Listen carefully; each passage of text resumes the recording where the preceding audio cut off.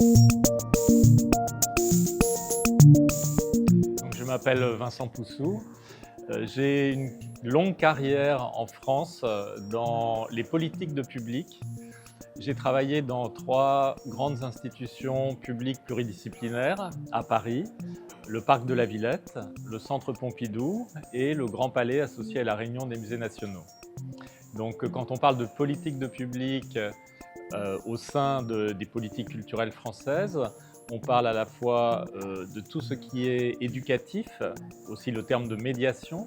On parle aussi de tout ce qui est développement des publics et ça recouvre aussi toutes les actions de promotion. Et on parle aussi de tout ce qui est service au public dans les institutions, c'est-à-dire le management d'équipes souvent nombreuses qui accueillent le public, qui l'informent, qui vendent les billets, etc. Alors, le principe majeur qui nous anime quand on travaille pour des institutions publiques qui dépendent du ministère de la Culture, c'est évidemment cet objectif en quelque sorte supérieur qui est de toucher la plus grande diversité possible de publics. Donc on a des objectifs qui sont à la fois quantitatifs, essayer d'avoir suffisamment de public pour l'ensemble des offres que l'on propose, mais on a aussi et peut-être surtout les objectifs de diversification de ces publics, de toucher des publics qui représentent le plus largement l'ensemble de la population française. La phase initiale et qui me semble très importante est d'abord l'écoute, de manière à comprendre le mieux possible ce qui fait l'essentiel de ces projets, de comprendre aussi quelles sont les problématiques qui sont exprimées et qui font partie du cadre de Orijas Nuevas, de Nouveaux Rivages, mais aussi peut-être d'intuiter des problématiques sous-jacentes qui sont en fait très importantes et dont il faut parler et qui viendront dans un deuxième temps. Et à partir de cela, on commence un échange où évidemment, moi j'ai toujours un point de vue par rapport au public. On a des projets qui maîtrisent bien qui sont leurs publics. À chaque fois, il y a cette question, comment on peut ouvrir ce projet à un public plus large?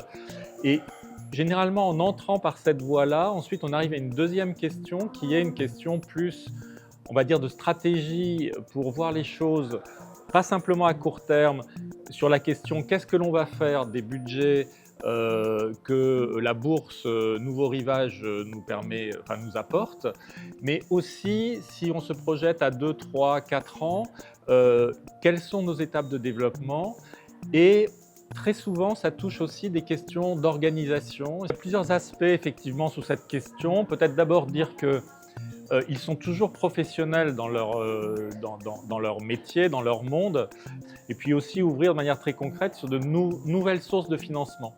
Et ici, par exemple, j'ai l'impression qu'il y a vraiment une nécessité de réouvrir les relations entre le monde de l'entreprise et le monde culturel. Ce qui, en France, est devenu de plus en plus commun de s'adresser au monde de l'entreprise pour pouvoir financer les projets culturels.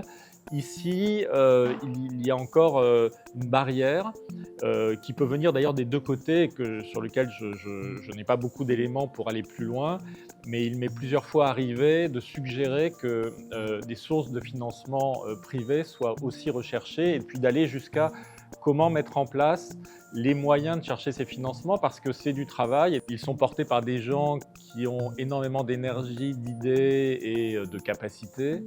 Ils ont tous leur partie aussi d'utopie, mais dans le bon sens du terme, c'est-à-dire de rêve et d'envie de changer les choses.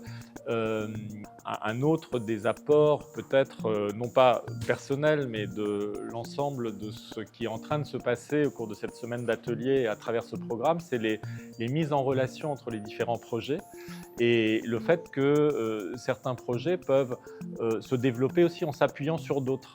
Voilà, par ces collaborations. Et ça, c'est très précieux, me semble-t-il.